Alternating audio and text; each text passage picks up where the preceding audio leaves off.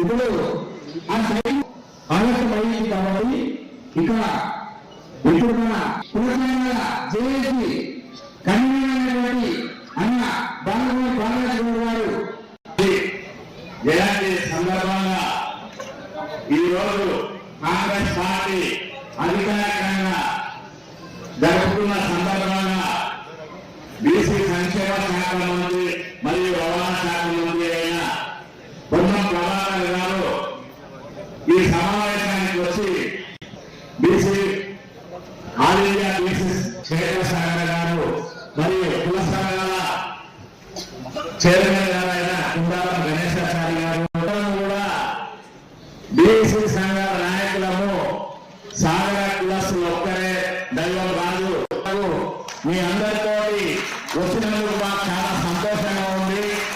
వాహన రక్షణని బీసీ సంక్షేమ శాఖ మంత్రి ఎలా అసెంబ్లీలో బిల్లు వేసి మరియు ఢిల్లీలో సారథ్యంలో ఒక రోజుతో సహా జంతర్మంతర్లో ధర్నా చేసి నుండి సాధించినందుకు ఈరోజు చాలా సంతోషంగా ఉంది.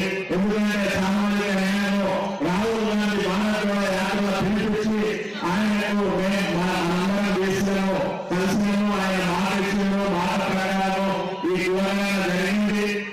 అదేవిధంగా మనం సామాజిక న్యాయం ఉద్యోగాల్లో మరియు విద్యలో అన్ని పనుల్లో కాంట్రాక్టులలో కూడా మనందరికీ లాభం జరిగే విధంగా మనమందరం కలిసిమెలిసి ఐకమత్యంగా ఉండి మనం సాధించుకోవాలి.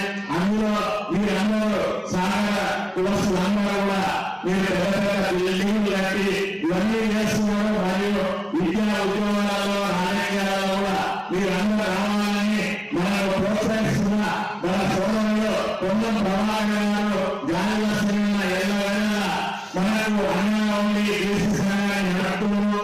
మన కుల సంఘాల మా సోదరులు విజయ్ కుమార్ గౌడ్ మేమందరం కూడా బీసీలలో ఐకమత్యమై మనము రాజకీయంలో వాటా సంపాదించే దిశగా గట్టిగా ఈరోజు భగీరథ మహర్షి జన్మదినం సందర్భంగా 1000 సంవత్సరాల కిందనే మన గంగను వచ్చి మనందరికీ ఎన్నో మనకు ఐకమత్యం వేసి మన లాభం జరిగే విధంగా బీసీలను ఒకటై మనం రాజకీయ పోరాటం చేసి మన వాళ్ళు మనం గొప్పవాల్సిందే, అందరం కలిసిమెలిసి ఉండాలి, ఐకమత్యంగా ఉండాలని ఈరోజు జయంతి సందర్భంగా మేము కూడా సర్వాత్మ వారసులను కాబట్టి మనందరం కలిసి రాజకీయంగా తెలంగాణలో బీసీల రాజ్యం వచ్చే వరకు మనం పోరాటం చేయాలి.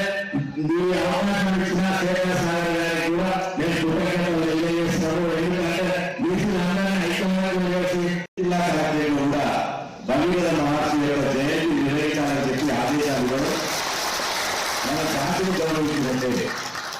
మనం ఎట్లా సగంలో బీసీలో మన మానవులు మనం దండేసుకుంటాం, దండం పెట్టుకుంటాం, గొప్ప విషయం కాదు.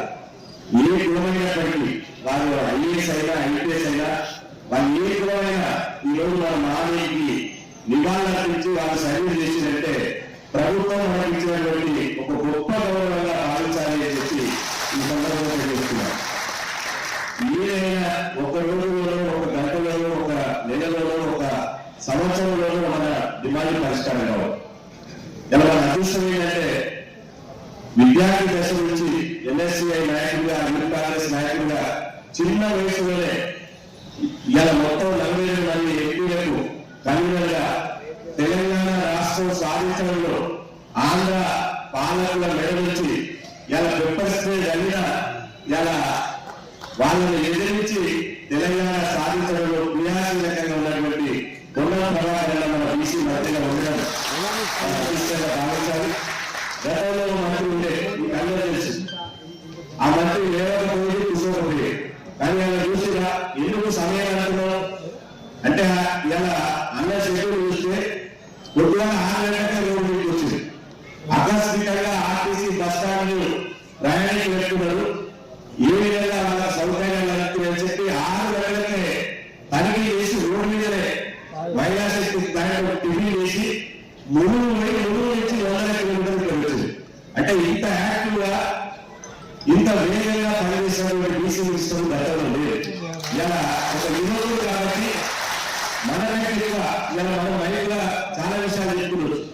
అది ప్రభుత్వం ఉన్నది కాబట్టి మనకంటే ఎక్కువగా మన జాతికి బీసీ కులాలకు చేయాలనే పట్టుదల వాళ్ళు ఉండదు. ఇలా మీరందరూ చూసారు టీవీలో మేము కూడా ఉద్యోగమైన ఉద్వేగభరితమైనటువంటి వాతావరణం ఉండే. స్వాతంత్రం వచ్చిన తర్వాత కులాలను ఏ ప్రభుత్వాలు చేయలేదు. కానీ ఒక బీసీ బిడ్డల అసెంబ్లీలో ఉన్న ప్రకారంగా కులాల అసెంబ్లీలో తీర్మానం ప్రవేశపెట్టినట్టు ఒక చరిత్ర. ఎందుకంటే తెలంగాణ రాష్ట్రంలో మా ఎక్కడ ఒక బలైన వర్గాల బిడ్డగా నా అదృష్టం చెప్పి ఇలా పట్టుదల చాలా రాష్ట్రాల చూసిన కులాలను మొదలు పెడితే సంవత్సరాలు. కానీ ఇక్కడ ఒక టైం పెట్టి 150 కోట్లు కేటాయించి ఎప్పటికప్పుడు ఒకవైపు బీసీ సంఘాలు, ఇంకొకవైపు మేధావులు, ఇంకొకవైపు కులాలను, ఆ తర్వాత ప్రభుత్వంలో పెద్దలను కులాన్ని తీసుకుంటూ ఇలా తెలంగాణలో కులాల సక్సెస్ అయి ఈ తెలంగాణ బయట దేశాలకు అంటుకొని సుప్రీంకోర్టుకే మేము కులాలను చేయమని చెప్పి నరేంద్ర మోదీ గారి ప్రభుత్వం మేము కులాలను చేయమని చెప్పి సుప్రీంకోర్టుకే అక్కడ ఇచ్చి అట్లాంటి కేంద్ర ప్రభుత్వాన్ని తెలంగాణ ఒక మోడల్ నుంచి తెలంగాణలో కులాలను చేసాం, మీరు చేస్తారా చేయాలని చెప్పి అసెంబ్లీలో బిల్లు పెట్టి చట్టం చేసి గవర్నర్ పంపించి ఆ తర్వాత మనమందరం తెలిసి చాలా మంది వచ్చినాం. ఢిల్లీకి వస్తే మనమందరం ధర్నా చేస్తే ఒక సామాన్యులాగా అతి సామాన్యులాగా మంత్రి అనే హోదా పక్కన పెట్టి మన దగ్గర ధర్నాలు కూర్చొని చివరికి కింద కూర్చొని మన ఎదురు కూర్చొని దాదాపు 3 గంటలు మనకు స్పెండ్ చేసి కేంద్ర ప్రభుత్వం ఢిల్లీ వచ్చేలా చేసినటువంటి ఇలా పొలం ప్రభాకర్ గారికి, గౌరవ ముఖ్యమంత్రి రేవంత్ రెడ్డి గారికి, పిసిసి అధ్యక్షుడు మహేష్ గారికి మనందరి తరఫున ప్రత్యేకంగా ధన్యవాదాలు చెప్తున్నారు. అంశానికి సంబంధించిన అందరూ కూడా నేను ఈ సందర్భంలో పూర్వదేశంలో విజ్ఞప్తి చేస్తా ఉన్నా. ఎవరు రాజకీయ అధికారాన్ని తీసుకొచ్చి ఎవరు ఆర్థికంగా ఎదగడానికి రమ్మని ధన సంపదల్ని మీకు పంచరు. కానీ మనం తెచ్చుకోగలిగేది, మనం సంపాదించుకోగలిగేటువంటిది విద్య. హర్షల్ గౌతమ్ గారు ఆ మాట చెప్తారనుకున్న వారు కూడా ఆ స్థాయిలో ఇంకా ఉన్నతంగా ఆలోచించాల్సిందని కోరుతారు. ఎందుకంటే విద్య వల్ల ఉన్నతమైన శిఖరాలు ఎదగలిగితే మిగతా అన్ని లైబ్రరీ దగ్గరకు వస్తాయి. తర్వాత రాజకీయాలు అనేటువంటి మానవులన్నీ అంటే వందల దిగ్గల బలమున్నా శిఖరంత అధికారంతో సాగలు చెప్తారు రాజకీయంగా. అది రావాలంటే కూడా సులువు కాదు. ఏమంటే ఎగట్టున్నా ఆలోచించాలి, అదృష్టం కూడా రావాలి. నేనేమంటున్నా అంటే రాజకీయాలు జరుగుతున్నప్పుడు మాట్లాడగలుగుతున్నా అంటే ఆనాడు రాష్ట్ర ప్రభుత్వంలో విద్యార్థి సంఘ ఎన్నికలు ఉంటుండే. విద్యార్థి సంఘ రాజకీయాల్లో ఇంతకుముందు భారతీయ గారి ఉద్యమంలో విద్యార్థి దశలో రాజకీయాల్లో బయటకొచ్చి 35 సంవత్సరాలుగా పూర్తి స్థాయి విద్యార్థి నాయకులుగా ఉండి అనేక రకాలుగా రాజకీయంగా కాంగ్రెస్ పార్టీలో వేదికల ద్వారా మాట్లాడుకుంటున్నాం. దయచేసి ఆలోచన చేయండి. మన చరిత్ర గొప్పది. మనకు అవకాశాలు కావాలంటే మనం అన్ని పుచ్చుకోవడానికి వెళ్ళాలి. అద్భుత దీక్ష, ఒక నైపుణ్యత, కష్టపడి పనిచేసేటువంటి శక్తి, పెద్ద కార్యక్రమాలు వంశ పారంపర్యం అన్ని ఉండి కూడా ఎలా దూరం ఉంటా ఉన్నాం, బలహీనంగా ఉంటున్నాం అనేటువంటి పాలన ముందు ఉపయోగించుకోండి. ఒక డిగ్రీ వేసుకొని కొనాలండి. అదే కులాలు పనికొచ్చేటువంటి పొరపాటు. ఒక్కసారి నేను కులం రాష్ట్రానికి పరిపాలనగా మీరు ఇంతమంది ఉన్నామని చెప్పేవారు మీరు మాత్రం మీరు విద్యార్థి కుదించకపోతే ఎవరైనా చేసేది ఉండదు. ఒకనాడు రండి, బయటికి రండి. ఎవరికి హక్కు కాదు, ఎవరికి సొంతం కాదు. ఈ దేశ స్వతంత్రంలో ప్రజాస్వామ్యం ఉంది, రాజ్యాంగం ఉంది. దాని ప్రకారం ఎక్కడ అవకాశం అక్కడ ఉన్నత విద్యలకు పోయి తద్వారా అనేక అవకాశాలు తీసుకొని అది అధికారికంగా రాజకీయంగా కానీ అందరికీ న్యాయం చేసేటువంటి ప్రయత్నం చేయమని సందర్భంగా కోరుతాను. దాని తర్వాత ఐక్యత, మీరు ఐక్యత ఉండండి. ప్రభుత్వమే మిమ్మల్ని తెలిసి మీకు ఏ కార్యక్రమం కావాలి, మీకు ఏం కావాలనేటువంటి ఆలోచించాలని విధంగా వస్తుందని మనం ఈ సందర్భంగా. ఎందుకంటే బీసీలకు సంబంధించిన కులగణన సర్వే చేసింది. కిషన్ రెడ్డి కేంద్ర మంత్రి నిలవచ్చు. మేము తెలంగాణ చేసిన మాటలేదు. దేశంలో క్యాష్ సెన్సర్ చేయలే, క్యాష్ సర్వే చేసినాం. మేము తప్పు చేస్తామే కూడా సర్వే చేసిన వాళ్ళు కూడా సవాల్. జనగణన అంటే జనాభా లెక్కలు, జనాభా లెక్కలు చేసే అధికారం కేంద్ర ప్రభుత్వానికి ఉంది. కానీ కులాలకు సంబంధించిన లెక్కలు ఇచ్చాక రాష్ట్ర ప్రభుత్వం ఉంది. అదే మాట రాహుల్ గాంధీ గారు భారతీయ చేసిండు.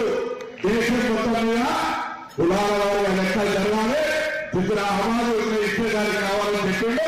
ఇలా రాహుల్ గాంధీ గారి నినాదం మేరకు సామాజిక న్యాయం కోసం ఏకైక విధంగా పోరాడే అన్నాడు. చెప్తున్నారు ఈ మహిళలు ఏ విధంగా అన్నాడు ధర్నాన్ని తీసుకురావడానికి వేల సంవత్సరాలు తీసేసిందో రాహుల్ గాంధీ గారు అంత పెద్ద పాదయాత్రలో కూడా ఒక 10 ఏళ్ళు లాగా భారతదేశంలో ఇతర అమలు ఇచ్చేదాన్ని జాతి జరగాలి ఓనాసాగి వైఖరితో గడిచినట్టే ఇలా తెలంగాణ ప్రభుత్వం చేసి చూపెట్టింది. అదే దేశానికి రోల్ మాట్లాడింది. ఇలా దేశానికి రోల్ మాట్లాడినటువంటి ఈ జనాభా లెక్కల్లో కులాల లెక్కలు ఇస్తామని కేంద్రం ప్రకటించింది. ఇది తెలంగాణ విజయం, తెలంగాణ బలహీన వర్గాల విజయం, తెలంగాణ ప్రజల విజయం. కాబట్టి ఇలా మనందరం కూడా రాహుల్ గాంధీ తెలంగాణ చెప్పాలి. అదేవిధంగా రేపు రాబోయే కాలంలో తప్పకుండా జస్టిస్ సుదర్శన్ రెడ్డి గారి ఒక కమిటీ చేసినాం. ఏ జనాభా లెక్కలైతే కూడా సర్వే జరిగిందో దానికి అనుగుణంగా సగంలో ఏం చేయాలి, మిగతా వర్గాలకు ఏం చేయాలి. తప్పకుండా ఈ సామాజిక పరంగా రాబోయే కాలంలో తెలంగాణ ప్రజాపాలన ప్రభుత్వం అందరికీ సముచిత న్యాయం చేసే విధంగా ఒక అద్భుతమైనటువంటి ప్రణాళికతో రాబోతా ఉంది. దానికి సంబంధించి మీరు కూడా నాయకత్వం కలవి ఒక జస్టిస్